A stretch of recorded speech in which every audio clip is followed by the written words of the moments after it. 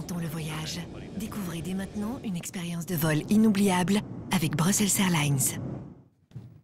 Bonjour, et c'est l'heure de la revue de presse avec Hélène Frade. Bonjour Hélène. Bonjour Natacha. Alors on commence par les journaux français. Et je vous propose de jeter un coup d'œil à cette pluie de critiques qui s'est abattue contre la politique fiscale du gouvernement. Le gouvernement a décidé de revoir sa copie en matière de taxation de l'épargne, mais il maintient la mise en place de l'écotaxe. Alors la perspective a donné lieu ce week-end, on s'en souvient, à de violents affrontements en Bretagne. Une pression fiscale, on le voit, qui est à la une de La Croix, qui parle d'une cristallisation de l'opinion autour de la question des impôts, qui marquerait un déficit d'autorité à la tête de l'État, je cite. Après l'affaire Leonarda qui a fait couler beaucoup d'encre, le gouvernement semble faire des choix fiscaux flottants et les demi-aveux de Pierre Moscovici sur le ras-le-bol fiscal ont finalement donné un début de légitimité à l'expression de colère diverses, nous dit La Croix. Augmenter la pression après avoir laissé entendre que la pause s'imposerait n'est pas très malin, conclut le journal. Mais comment maintenir le cap de l'austérité tout en tenant compte de l'exaspération croissante des Français? Pour les Échos, pas de doute, l'exécutif est de plus en plus déboussolé face à la tourmente fiscale. Une tourmente, ou plutôt une révolte, d'après le Figaro, qui voit dans la politique du gouvernement le signe d'un manque d'imagination, de lucidité et de courage. N'en jetez plus. Ils avaient parlé de pause, rappelle le Figaro, mais il faut croire qu'ils ont l'impôt dans la peau, fin de citation. En tout cas, une chose est sûre, Hélène, c'est que la critique du Figaro est au diapason des attaques de Jean-François Copé. Toujours au fond des sondages, 73% des Français qui disent avoir une mauvaise opinion de lui. C'est ce que laissait apparaître un sondage publié hier. Eh bien, le patron de l'UMP ne peut s'offrir le luxe de manquer l'aubaine. Il tire à boulet rouge sur la politique actuelle dans laquelle il dit voir la manifestation d'une idéologie. L'impôt vu par la gauche, assure-t-il, c'est un moyen de punir, de donner des leçons de morale, et c'est insupportable, je le cite. Ce qui est ressenti en Bretagne l'est dans toute la France, assure-t-il. Le Figaro qui n'oublie personne, puisqu'un peu plus loin, l'ancien Premier ministre Alain Juppé fustige lui aussi les cafouillages fiscaux du gouvernement.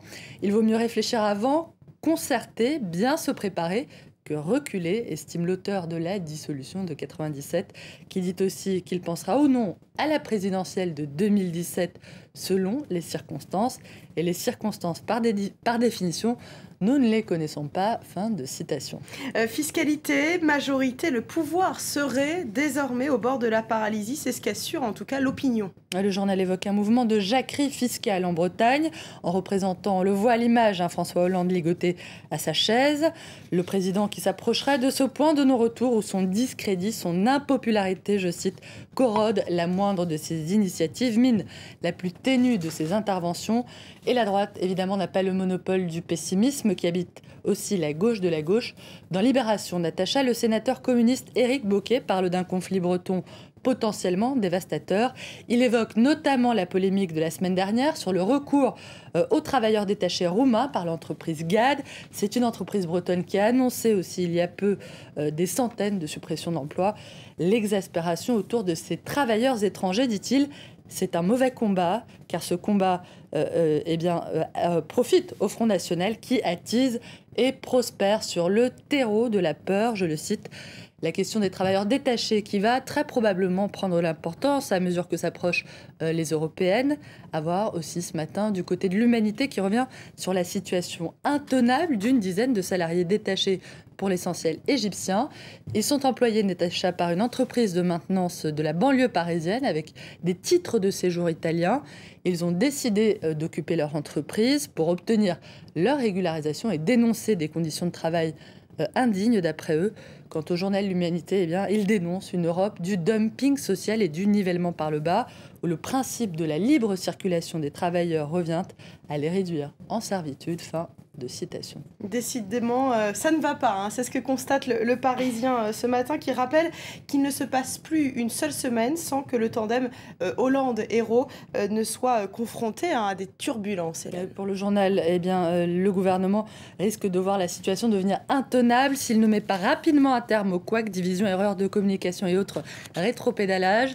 Not a perfect day, pourrait-on dire ces jours-ci à l'Élysée. Non, ça n'est pas un jour parfait, aurait pu chanter Lou Reed. Disparu hier à l'âge de 71 ans, le chanteur du Velvet Underground. Et ce matin, à la une du Libération, qui lui rend hommage. Lauride qui est parti marcher du côté sauvage, à voir à la une. C'était la revue de presse française. Merci Hélène Frade. Voilà, c'est la... Dans quelques minutes, un nouveau journal sur France 24. Restez avec nous, l'information continue.